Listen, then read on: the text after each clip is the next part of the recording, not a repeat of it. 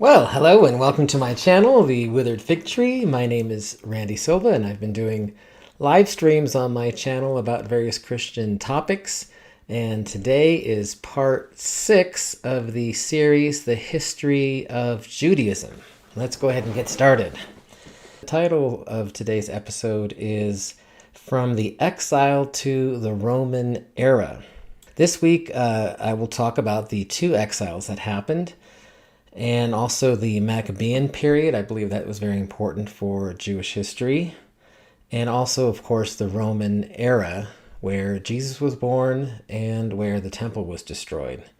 Now, there's a lot of hardship and judgment happening to the Jews during these periods. Does that conflict with the promises that God gave to Abraham? Because when God gave those promises to Abraham, it seems very rosy and nice that he's going to bless them and that he's going to give them all this land and so forth. And now we see exiles and the temple being desecrated and Jesus being crucified and the temple being destroyed, and then a bunch of other wars with Rome. So what's the deal with all that? Let's start with reviewing the Abrahamic promises themselves, as well as the specific land promises, because that's a very important topic in today's modern world. Okay, so the Abrahamic promises, those are found in Genesis. Most of them are to Abraham specifically, but also to some of his heirs. But in my opinion, the Abrahamic promises were never ultimately about preserving the Old Covenant order. They were always moving toward the Messiah, or the Messianic period, blessing the world, like the whole world, worldwide, and a new covenant people defined by faith and spirit rather than by temple, land, and flesh alone. That's a very Christian viewpoint, but you'd be surprised how much that viewpoint is questioned even by Christians in the modern era. So let's take a look at some of these things. You have the call of Abraham, that's in Genesis chapter 12, verses 1 through 3. These dates, of course, are very approximate. Whenever you go back 4,000 years, it's difficult to get exact dates, but let's just say it was around 2090 BC. Let's read some of these. Genesis chapter 12, verses 1 through 3. I summarize this point as a great nation, personal blessings, and worldwide blessing. Then the Lord said to Abram, "Go from your country, your people, and your father's household to the land I will show you. I will make you into a great nation. I will bless you. I will make your name great, and you will be a blessing. I will bless those who bless you, and whoever curses you, I will curse. And all the peoples of the earth will be blessed through you." Now note this is given to Abraham. The word Israel or the nation of Israel doesn't exist yet. All right, so then we see the first explicit land promise. It says, "To your offspring I will give this land." That's also around 2090 BC, just a little bit later on in this chapter, verses 6 through 7. Abram traveled through the land as far as the site of the great tree of Moreh in Shechem. At that time, the Canaanites were in the land. So there's somebody in the land there. It's the Canaanites. The Lord appeared to Abram and said, "To your offspring I will give this land." So he built an altar there to the Lord who had appeared to him. So there we go. We see this promise about land. Now the land promise gets expanded in Genesis chapter 13, verses 14 through 15. So let's go ahead and go to there. The Lord said to Abram, after Lot had parted, "All the land that you see I will give to you and your offspring forever." All right, so that's quite the promise, right? Forever. I mean, that would go not just from this time period, which is around 2090 BC still, but it would go, well, not even just till now. It would go to, I guess, the end of the universe. And you have to be careful whenever God uses the word, or really whenever any human uses the word, if they say, "I will love you forever." I don't want to say it's a hyperbole, but it usually means something else. than just forever to the end of time. But of course, God does not lie. God does not give false promises.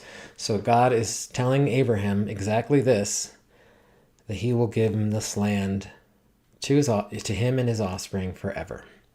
Okay, so then we see a little bit later down in this that a seed promise is intensified. We see, for instance, Paul talking a lot about this in Galatians chapter 3. So verses 16 and 17, I will make your offspring like the dust of the earth, so that if anyone could count the dust, then your offspring could be counted. Go walk through the length and breadth of the land, for I am giving it to you. All right, so now we're at 2085 BC, and Abraham has questions for God because he doesn't even have a child yet from him and Sarah. So let's read Genesis 15, 1 through 6. After this, the word of the Lord came to Abram in a vision. Do not be afraid, Abram. I am your shield, your very great reward. Abram said, Sovereign Lord, what can you give me since I remain childless, and the one who will inherit my estate is Eliezer of Damascus? And Abram said, You have given me no children, so a servant in my household will be my heir. Then the word of the Lord came to him. This man will not be your heir, but a son who is your own flesh and blood will be your heir. He took him outside and said, Look up at the sky and count the stars, if indeed you can count them. Then he said to him, So shall your offspring be. Abram believed the Lord, and it was credited to him as righteousness. So you see that verse several times in the book of Hebrews. And I believe also in some of the Pauline books. But anyway, I know for sure it's in Hebrews. Okay, the covenant is enacted and land boundaries are defined. Still, this is that same conversation or same time period, I guess you'd say. Genesis 15, 18 through 21. Let's go down a little bit. On that day, the Lord made a covenant with Abram and said, To your descendants I will give this land, from the Wadi of Egypt to the great river, the Euphrates, the land of the Kenites, Kenizzites, a bunch of ites. It's a lot of land that he's promising to Abram here in 2085. So then a little bit later on, maybe about 10 years later in 2075 BC, in Genesis chapter 17, 4 through 6, he says again, he's going to be a father of many nations and that many kings will come from him. As for me, this is my covenant with you. You will be the father of many nations. No longer will you be called Abram. Your name will be Abraham, which means father of many. For I have made you a father of many nations. I will make you very fruitful. I will make nations of you, and kings will come from you. Here, right after this, he makes an everlasting covenant. Here's everlasting. That means forever. So he's making a forever promise to Abram. It says in verse 7 through 8, I will establish my covenant as an everlasting covenant between me and you and your descendants after you for generations to come, to be your God and the God of your descendants after them. The whole land of Canaan, where you now reside as a foreigner, I will give as an everlasting possession to you and your descendants after you. I will be their God. It's an everlasting covenant, and he's already defined the land, and he's going to give him the land. So here a little bit later, we see the oath given to Isaac.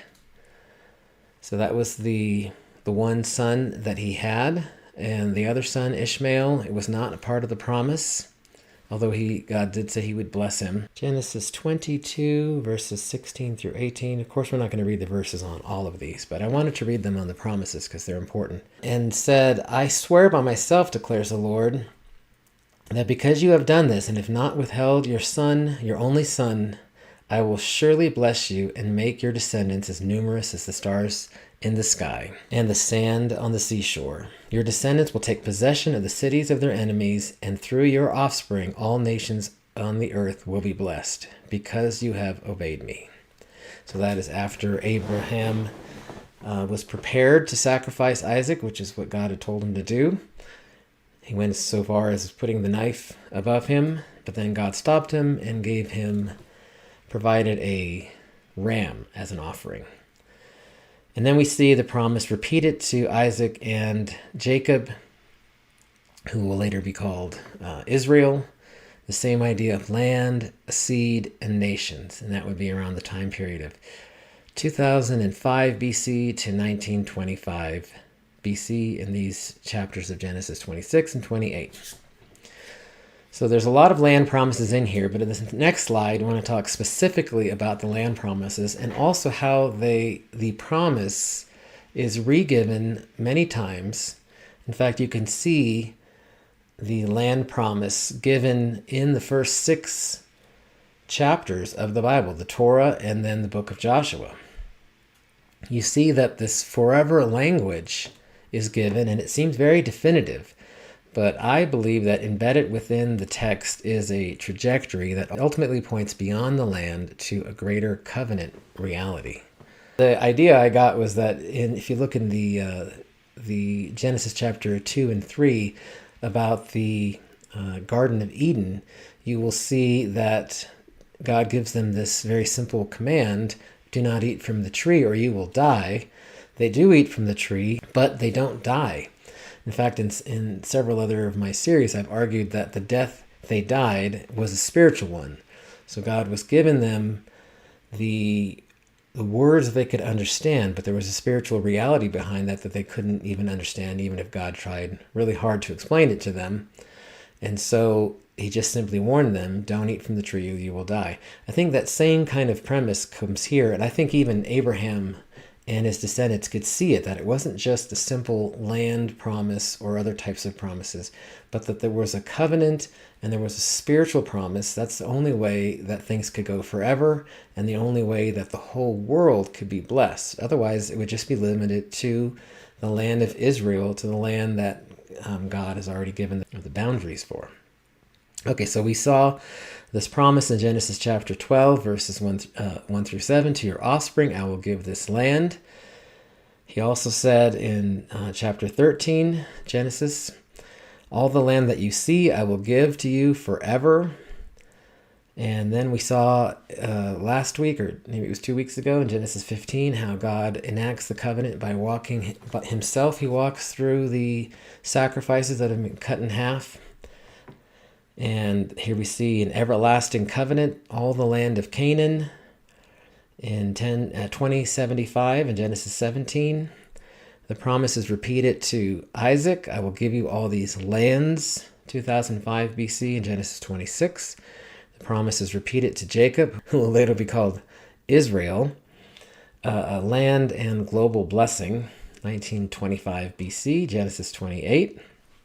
And then God reaffirms and applies this land promise to Israel, including inheritance language, conditional warning. That's what you find in Leviticus. So you see that in Exodus. Let's go ahead and look at that one verse, Exodus chapter 6, verses 4 through 8. I also established my covenant with them, to give them the land of Canaan, where they resided as foreigners. Moreover, I have heard the groaning of the Israelites, whom the Egyptians are enslaving, and I have remembered my covenant. Therefore say to the Israelites, I am the Lord. I will bring you out from under the yoke of the Egyptians. I will free you from being slaves to them, and I will redeem you with an outstretched arm and with a mighty axe of judgment. I will take you as my own people, and I will be your God. Then you will know that I am the Lord your God, who brought you out from under the yoke of the Egyptians. And I will bring you to the land I swore with uplifted hand to give to Abraham, to Isaac, and to Jacob. I will give you it as a possession. I am the Lord. Let's look in Leviticus chapter 20. You'll see on many different occasions that it looks like God's plan is not going to work out, that things aren't going to happen. I mean, you can see that in the garden. You can see that with the flood. You can see this with Abraham not even having a child when God is promising all these things. Here he's talking about their slaves in Egypt. How are they going to become their own nation and be a blessing to the whole world while they're slaves? So a lot of times things look pretty desperate, but God often works in these desperate times to show to humanity that it is He who has the power, it is He who does these things, and we are just actors in this promise, in this future that God is creating. Okay, Leviticus 20, verses 22 through 24. Keep all my decrees and laws and follow them, so that the land where I'm bringing you to live may not vomit you out. You must not live according to the customs of the nations I am going to drive out before you, because they did all these things. I abhorred them. But I said to you, you will possess their land. I will give it to you as an inheritance, a land flowing with milk and honey.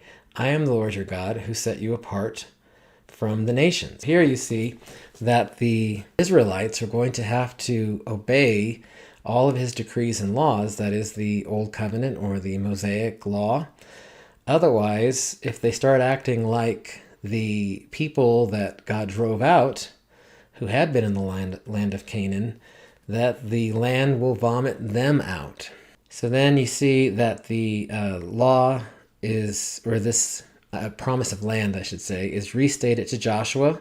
And this is as they're about to go into the land. Now we're talking, going a little bit further ahead to 1400 BC. Let's look at Joshua chapter 1, 1 through 6. After the death of Moses, the servant of the Lord said to Joshua, son of Nun, Moses' aide, Moses, my servant, is dead. Now then, you and all these people get ready to cross the Jordan River into the land I am about to give them, to the Israelites.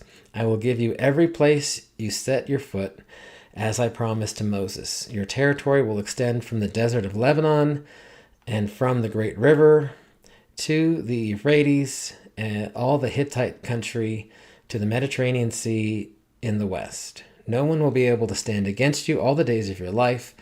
As I was with Moses, I will also be with you. I will never leave you or forsake you. Be strong and courageous, because you will lead these people to inherit the land I swore to their ancestors to give them, which we've already read, their ancestors of Abraham and Isaac and Jacob. And you see this restated again. Now they're in the land. The Lord gave all the land. Not one of his words were failed. This is around 1390 BC in Joshua chapter 21. Let's look at that. 21 verses 43 through 45. Also 23 verse 14, but I'm just going to read that first one. And so the Lord gave Israel all the land he had sworn to give their ancestors, and they took possession of it and settled there. The Lord gave them rest on every side, just as he had sworn to their ancestors. Not one of their enemies withstood them. The Lord gave all their enemies into their hands. Not one of the Lord's good promises to Israel failed. Every one was fulfilled. Of course, these promises, as we said, we're talking about forever. And so these are the promises that they're fulfilled now, but then they have to be able to maintain possession of that in order for them to have it forever. Those are the promises that God gave to Abraham and restated to many generations down after him. And we actually see it being fulfilled in Joshua. And we see that there were various types of promises. Important to nowadays are these land promises. Let's get back to what we're covering in terms of the history of Judaism. And first we need to talk about the two exiles. So you had the kingdom split, and it split into the northern kingdom of Israel and the southern kingdom of Judea. You see that God uses Assyria and Babylon to judge Israel, to preserve the promise and redirect history towards the Messiah. So we'll start seeing, I guess you'd say, bad things happen, or the curses that God had given them. He said there would be blessings if you follow the law, or curses if you don't. So in the period of 740 to 722 BC, Assyria takes the northern kingdom. God uses Assyria to judge the covenant unfaithfulness and to scatter these 10 tribes that were in the northern kingdom. You can read about that in 2 Kings 17. Then you see that foreign peoples are settled in Samaria. God allows Assyria to reshape the land, setting up a later Jew-Samaritan divide that existed even up to the Messiah's day. You see that when, like with the parable of the Good Samaritan, the Jews in the southern kingdom of Judah did not like, to put it that way, to put it lightly, they did not like the Samaritans. They considered them half-Jews and didn't think very highly of them. So that's somewhere up to and after 722 BC. You can see where you can find that in the Bible. So Judah does survive for a time, and unlike Israel, it's preserved longer, protecting the Davidic line through which we will see Jesus come, the Messiah. So that's the 8th through the 7th century BC. You can see that in 2 Kings 18 and Isaiah 37. Then you see Babylon begins to exile Judah. God uses Babylon to remove Jerusalem's king and the nobles. So that's around 598, into 597 BC. We're starting to get a little more accurate dates now because we're getting closer to the present. And also there's just more history and other things to cross-reference.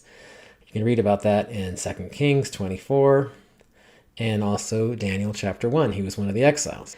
Jerusalem and the temple are destroyed. Babylonian destruction is catastrophic, yet it does not cancel God's larger purpose. That's in 586 BC, and you can read about that in 2 Kings 25 and 2 Chronicles 36.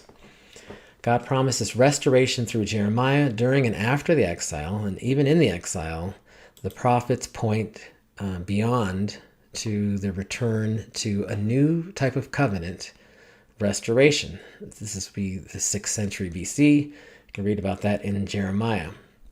And then Persia becomes God's instrument of return. God uses Cyrus, the king of Persia, to send Judah back and restart temple life. And that's in 539 to 538 BC. You can read about that in Ezra and Isaiah and Nehemiah. I guess I should have put Nehemiah in there. Post-exilic prophets aim beyond the return. They return from the exile. That part is real, but the prophets keep pushing towards the Messiah. And that's the late 6th century BC. You can read about that in Haggai, Zechariah, and Malachi, the last book in the Old Testament. Okay, so let's look at the Maccabean period. Of course, I have some chapters referenced here. These, all the ones from Maccabees, that's a book in the Apocrypha, but it's really the best place and the only place to get history of this time period written by the Jews. So under the Greek domination, so this is in this intertestamental period. Sorry, I've got an itch. This intertestamental period, and it's not in the Bible, but it's still very important history. So it's very good that this is written down and is included in the Apocrypha. So God preserved his people, intensified expectation for a true deliverer beyond some sort of political, physical rescue. So Alexander's conquest reshaped the world. We can read about that in world history. Greek rule spreads a common culture and language across the Near East. So you can read about that in 334 to 325 BC in 1 Maccabees chapter 1. Now, after Alexander dies, he dies at a very young age of a sickness, and he doesn't have an heir. He hasn't a son, but he's too young. So his kingdom is divided into 4 or 5 chunks, and Judea ends up caught between 2 of the generals. So that's going to end up being a problem for Judea. This is the late 4th to 3rd centuries BC. You can read about that in 1 Maccabees 1:10. And Antiochus IV, he ends up being a really bad guy for the Jews. He has a particular hatred of the Jews. He is a great Hellenistic king, and he thinks Hellenism is just the greatest thing since sliced bread. And so he wants all of these conquered nations to become Hellenistic. And of course, the Jews will not do that. They resist that. So he ends up attacking the Jews. The temple is desecrated, and covenant faithfulness is violently pressured. That's 167 BC, 1 Maccabees 1, verses 20 through 64. Now, Matthias launches this revolt. He's one of the Maccabees, and he resists. It's not just driven by politics, it's driven by theology for the covenant, for covenant loyalty. So that's 167 BC still. Judas Maccabeus wins victories against all odds. Through conflict with Seleucid power, Judea is preserved rather than erased. There's a lot of times where it looks, again, like just everything is falling apart and the Jews are hanging on by a thread. But again, God does that, I believe, to show his own providence. Read about that in 1 Maccabees 4. And then you have a kind of a nicer time for the Jews, this Hasmonean period. The Hasmonean rule follows that Jewish self-rule returns for a time. It's about an 80-year period. But this, of course, is not the final kingdom of God. Some of the Jews may have thought that, but because that time period, it ends when the Romans come along. So that's the second into the 1st century BC. Read about that in 1 Maccabees 13. So this era keeps messianic expectation alive under Gentile domination through the Greeks and the Romans. And the crisis deepens longing for a true deliverer, for the Messiah. And you see the Pharisees begin in this time period, and you see them look back on their history and see just how terrible things have become. And they don't see it as God abandoning them. They do correctly see it as their own pride and their own rebellion. And they realize that it's not just some people that have to follow the law, like the priests or the Pharisees, but everybody. So it's their job to keep all people in Judea. They have to keep all of them following the laws, and that's really where the pride of the Pharisees is shown, because you can really feel this tension that the Pharisees feel like the people, the general Jewish person, is like an anchor dragging on the bottom of the sea to a boat. So I put here that Daniel 8 and 11, that's some prophetic interpretation, but I believe you can see that that is talking about this era. Okay, so now we get to the time of the Romans, the era of the Messiah. Rome takes Judea, and the Messiah arrives during the era of the fourth kingdom. The fourth kingdom given in Daniel chapter 2. So you had the Babylonian, Medo-Persian, Greek, and now Roman. So 63 BC onward. And you see Jesus' birth talked about, described in Luke chapter 2. Now John the Baptist, Jesus' cousin, prepares the way. He's a promised forerunner, was promised in Isaiah chapter 40. Appears and announces that the kingdom is near. So that should be really good news for the Jews. And this is around 27 AD. Jesus announces the fulfillment of this when he's at Nazareth. Today, the scripture has been fulfilled in your hearing, is what Jesus said, and the Jews didn't like that. This is around 27 AD, 28 AD, and you can read about this in Luke chapter 4, and the prophecy that he's reading is in Isaiah 61, verses 1 through 2. So Jesus identifies John as the promised messenger, and he explicitly places his ministry inside of this as a fulfillment of prophecy. So this is throughout Jesus' ministry of AD 27 through 29. You can read about that in Matthew chapter 11, and you can also see prophecies about that in Malachi chapter 3 and chapter 4. Jesus says the scriptures testify about him. Moses and the scriptures were pointing to him.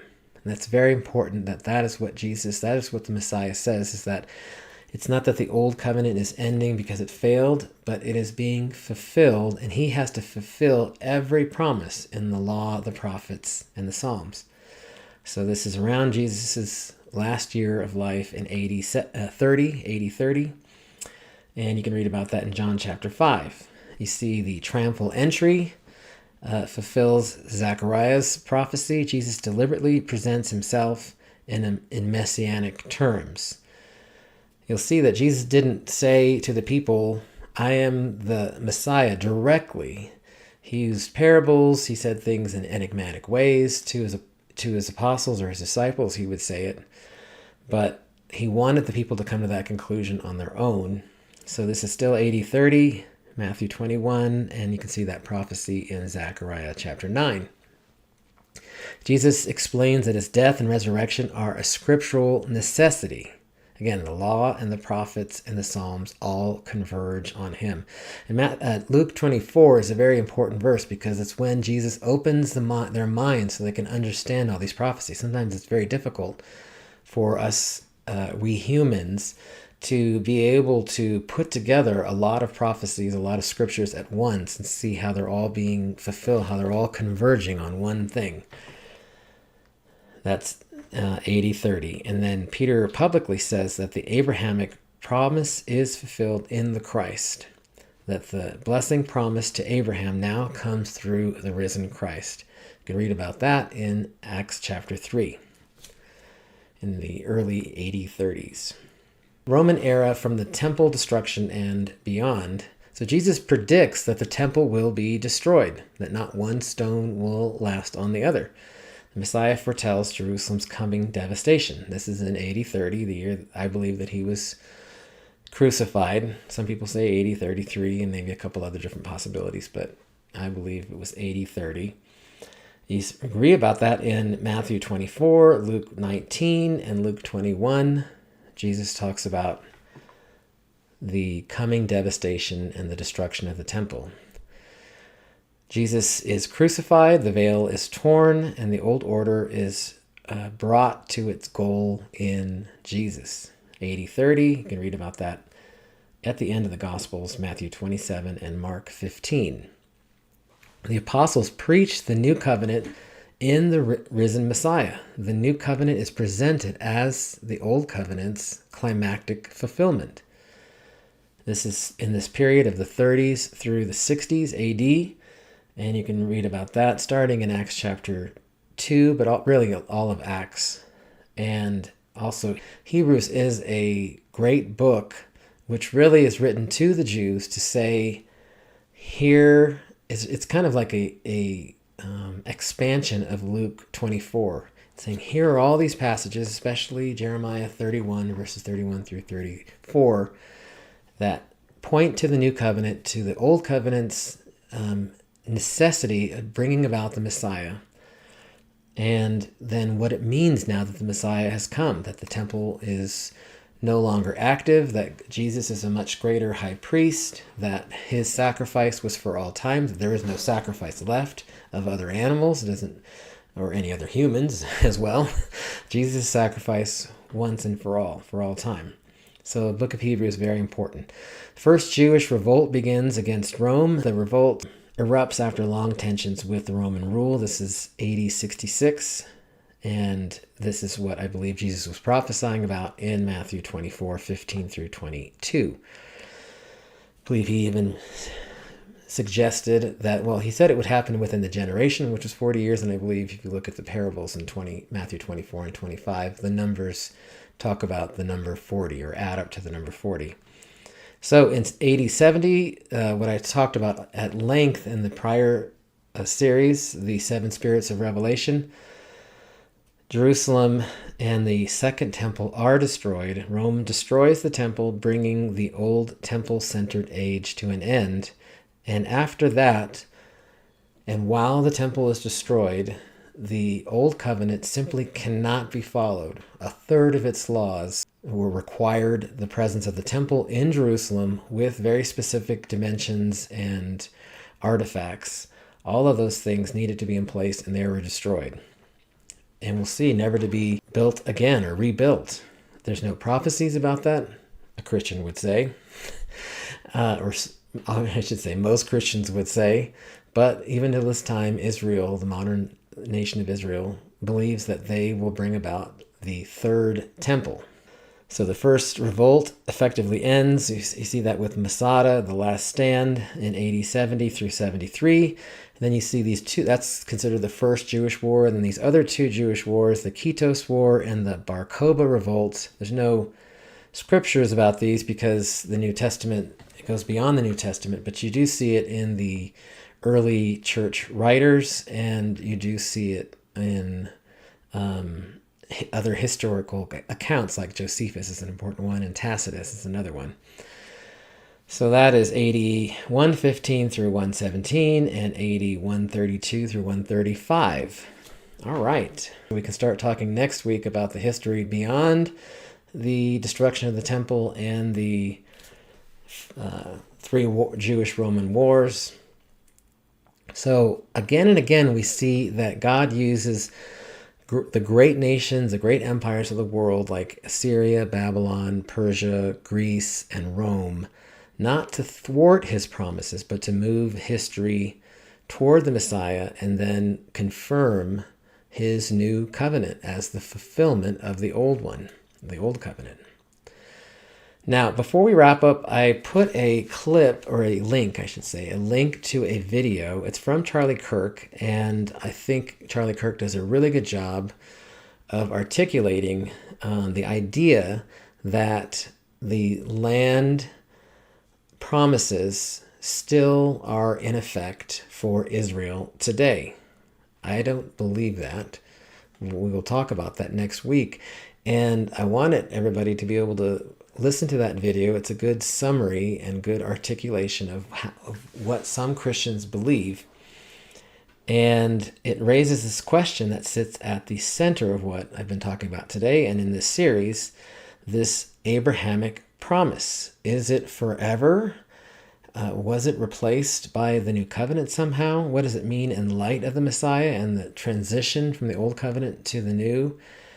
And as I said, Charlie does a really good job at articulating his ideas, and it makes this question all the more worth engaging thoughtfully. So I would like my viewers of this channel to listen to that short video clip before next week, when I will give the next part of this series, part 7, the second to last. And we'll talk about other things as well in the 7th episode. I'll be doing that Sunday morning instead of Sunday afternoon because of Easter. So instead of being at 5, I believe it'll be at 11. But at any rate, stay tuned for that.